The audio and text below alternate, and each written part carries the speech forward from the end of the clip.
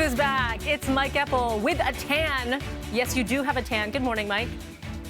I may have played a couple of rounds of golf on a couple of days off. Okay. Sure. Looking fresh. All right. You had a good couple days off. I've got a total farmer's tan. Full disclosure. Okay. Tomorrow, please just show it off. All right. No. It stopped right about here. Hidden under the blazer. Okay, that's fine. The mystery. Mike, we were just talking about this. Step 2 of the reopening plan for the province. Yes. Everyone was waiting, said, hey, listen, we hit this criteria. We hit this threshold a while ago. Now we're hearing sources saying June 30th. That's the target right now. But businesses are saying, I like that I'm just playing this saying game because he said what and she said what. But it's a long time coming. They've had doors closed for months. That's right. Well, the longest shutdown of any jurisdiction worldwide, pretty much, Melanie, from a retail standpoint, and a 2-day advance of the original target reopening for phase 2, and like you say, we're already past the phase 3 metrics for things being even more open.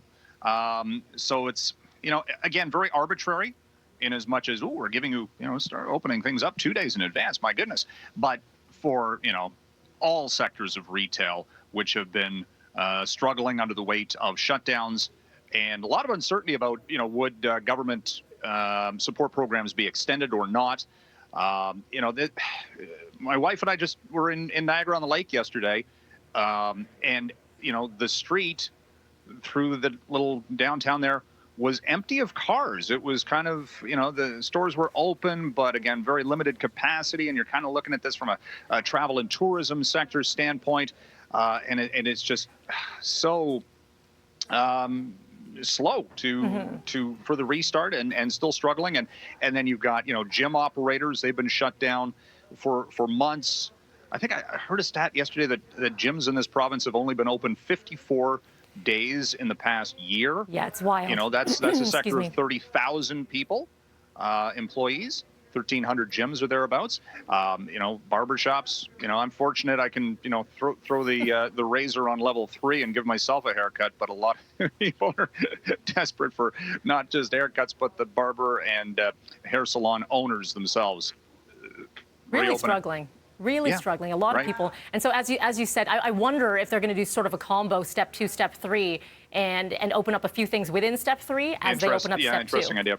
Interesting idea. So we'll hear later again, there's today. got to be the carrot. I mean, we're certainly from a vaccine standpoint, we want to get vaccinated, and we don't have any the hesitancy issues that the United States does. But you still have to have the carrot to say, hey, yes, and there's going to be restrictions if you're, single vax, double vax, all those kind of things. Mike, so because you've been off for a few days, you've been out and about and monitoring all the lineups. Where are you seeing the lines? Well, okay, so I did play a little bit of golf, and I thought I'd go to Golf Town, but regardless of the time of day you go to that store in particular, there is a lineup outside around the block of the building. That's a little bit more of a browsing retail location, so the pandemic restrictions kind of extend the lines outside because of that. And then at the outlet mall yesterday in Niagara, longest line seen, Bath and Body Works. Yes, $3 candles. Candles. They have beautiful smelling hand sanitizer. And hand sanitizers. Yeah, I have a lot of those. They're the little ones. That was easily the biggest lineup of all the retailers. Make your house smell nice. Why not?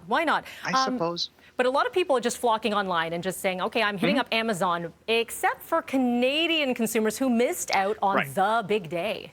Yeah, that was Monday and Tuesday of this week. Amazon held its annual Prime Day pretty much in every other jurisdiction other than India was also no Prime Day allowed there because, again, of pandemic restrictions. But the thinking and concern, if you want to call it that, from Amazon was maybe this year would be a little slower because, of course, e-commerce has already been a huge business.